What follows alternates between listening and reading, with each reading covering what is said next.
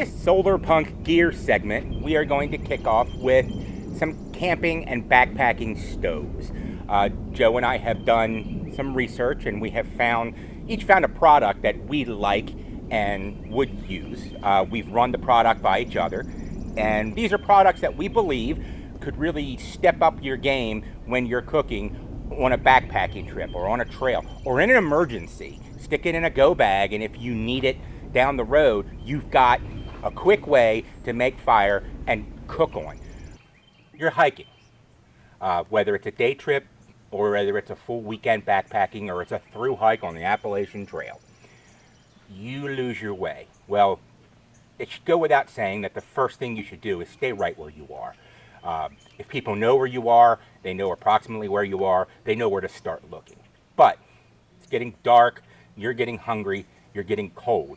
The first thing you need is a fire.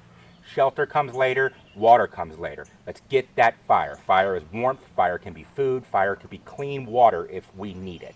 Okay, my stove is a chimney style backpacking stove by Red Camp.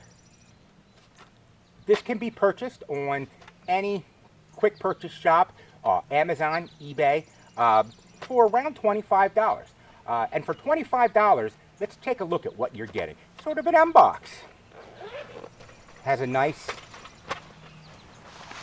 carrying case, and it is extremely compact. Okay. We have an empty fire pit and a grate over it. We're going to light the fire on top of that, so that way you get an idea of what exactly you're looking at. All right. Bam. It is set up. All right. So generally, we're going to do this sideways. It sets up. You have a little grate. You also have a handy dandy oven lever. It goes down so you can put your fire in and you can feed it. Additionally, you have a soot trap, so you're not going to have to use the ground underneath. You slide this in on top of the bars, you stick it through, and boom. You have a top grate where you can put whatever you're cooking. You can cook right on top of it. You can put a tea kettle on. For today's episode, we are going to just boil water in a tea kettle. It'll also give you an idea of how fast these fires can catch in these little chimneys and give you productive water. So we can either light it from the top or the side. I'm going to light it here from the side. And once it gets going, I am going to close the little oven door, because that will make a chimney effect, and the fire will continue to build. So in this case, Jason, where are we getting the oxygen from? The oxygen is coming from the holes on the side. Alright, there are these diamond-shaped holes on both sides, and it's just flowing in. And we're just going to put the kettle on.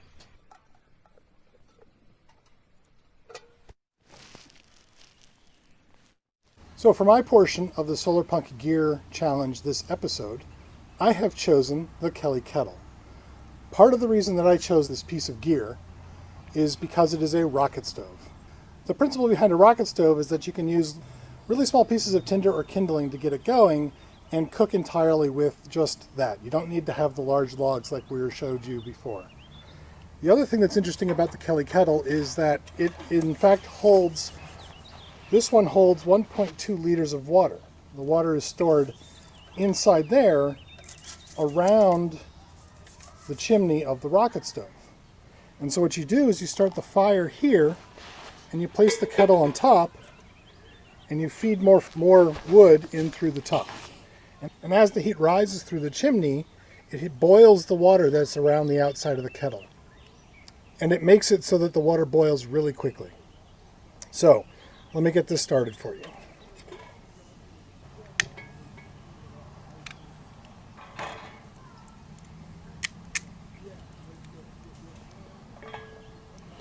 Now, Joe, how does this fire get oxygen once you put the kettle on top of it? There's a hole here on the side It allows the oxygen to get into this fire, and then as the heat rises in this chimney, and I'm going to need a glove for the next part, as the heat rises, it will pull oxygen in from this hole in the side and cause a draft to go through the rocket stove.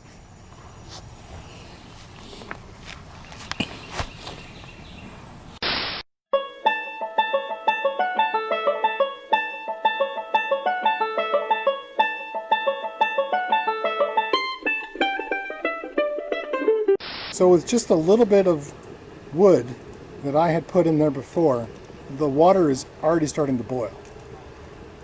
If you wanted to cook something a little bit more involved, there's also a pot stand that sits on top of the chimney that allows you to rest a pot on top and utilize the heat for more than just boiling the water. One thing to note with the Kelly Kettle is you do not want to fire this without water on hand. The water inside is a necessary component of the rocket stove design. If you burn this Kelly Kettle without water in place, it can damage the kettle.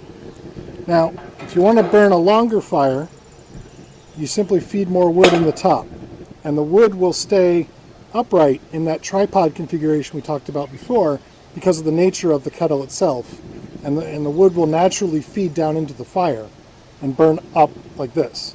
So it becomes a very clean burning, very efficient fire. Another key thing to note is that with this handle, it hinges over the top. You don't want to lift it up over the top because you'll burn yourself. So I'll show you how to safely remove this as soon as that water is boiling. This model has a whistle so that it will notify you when the water is boiling.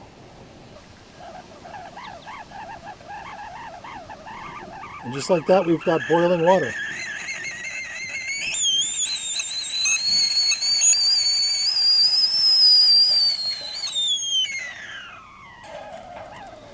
Once I've removed it from the fire, it's safe to hold it from the handle up top. The trick to pouring water out of the Kelly Kettle then without burning yourself is to use this chain that's attached to the whistle as a pull lever.